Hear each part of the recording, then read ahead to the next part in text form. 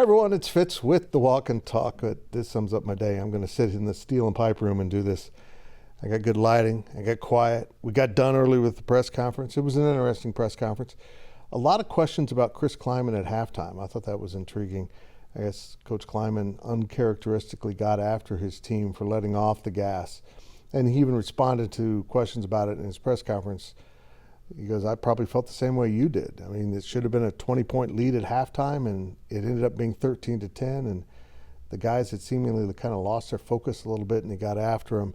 And the players responded. The players, said it wasn't too bad, but by Coach Klieman's standards, who doesn't normally do that, it kind of jumped out at him. And also a lot of questions about Farmageddon. And it's kind of fun listening to some of the guys from other places getting acclimated to the wheat versus corn and the Farmageddon thing, and but they do know how important this game is. And the players that played at Iowa State in 2020 when K-State just really got it handed to them, all are of the same opinion. This game means a lot. They want to not get revenge, but they don't want that memory being what they have of Ames and how poorly they played and how good Breece Hall and the rest of the Iowa State team was that day. But this Iowa State team isn't nearly as good as that team. Doesn't mean they're not dangerous, but we've already seen some of their deficiencies on full display, including an offense that just isn't nearly as explosive as it has been in the past. And really, Iowa State has become about its defense in this 3-3-5 look that K-State is in some ways replicated because it has been so effective at stopping Big 12 offenses. They do some different things on the back end than Kansas State does, but at the end of the day, it's the same kind of front approach, and one that now that K-State's running it, if you recall, K-State always struggled with three-man fronts, and now they feel like that since they're running it, they will be much more efficient against a three-man front. We'll have to see, but I know this, the running of Deuce Vaughn and Adrian Martinez is something every coach and every defensive coordinator are going to have to account for. And in the wisdom of Bill Snyder, as he always said, you can take anything away from an opposing team that you want. It's just how much do you want to give up? And that becomes a question that looms over what Iowa State wants to do with a running game that absolutely torched another pretty good run defense in Texas Tech. How many resources do you commit to eliminating that from the threats you face? And in contrast, if you're Kansas State, how are you able to answer that? If they're successful in trying to eliminate the quarterback run, just like they were against Jalen Daniels in Kansas, can you get the ball downfield on a consistent basis and make them pay for that? If they give up any kind of zone coverage and put their guys in a lot of man to kind of stuff the line of scrimmage with a lot of bodies, are you capable of answering? In case it's going to have to answer at some point.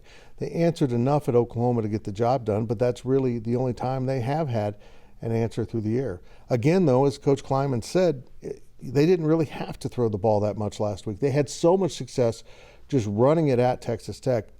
And then as Texas Tech started to really panic and knew they had to stop it, they came back with a run blitz, and they paid that price because once you got through that first level of defense, there was no one there, and we saw that also on full display.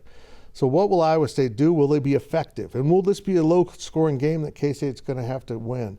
Does 24 points, as the ever-wise Ryan Lackey from Kansas State Sports Information said, is that enough? Can that get you over the hump? In reality, probably. Because what I've seen from this Iowa State offense is it is really a shell of itself. And Deckers, the new quarterback, is struggling with some of his decision-making, his accuracy, but as Coach Klieman said, he's a really talented dual-threat quarterback that can make a lot of things happen. So can K-State keep him bottled up? Can they get him into making mistakes, which he has made this year? And in turn, maybe turn some of that into short yardage situations. I'll have a complete breakdown with my 5 keys to victory. I'm really focused in on this game. This is a big game, not just because it's Iowa State, it's Farmageddon, which is a budding rivalry that I love. It's fun. Iowa State fans are so much like K-State fans. It's kind of fun watching the family feud for a week. But I thought in a best-case scenario, K-State could get to the turn at 5-1. They have an off week next week, right smack dab in the middle of their schedule. Getting here with a loss to Tulane didn't seem likely or even possible, but if K-State wins at Ames, they will indeed be 5-1. And the upside is that loss is non-conference, if you want to look at that as an upside. and you are really got a good hold on what's going on in the Big 12 as you head into the off week. We head out to Ames on Saturday morning. Hope you listen to our pregame podcast. That'll go up on Thursday, the Friday walkthrough. This is on Friday, shocking. And then we'll have our coverage hub up and available for you on Saturday that will sum up everything we've done at GoPowercat. It's time to subscribe to GoPowercat, to our YouTube channel, to our podcast.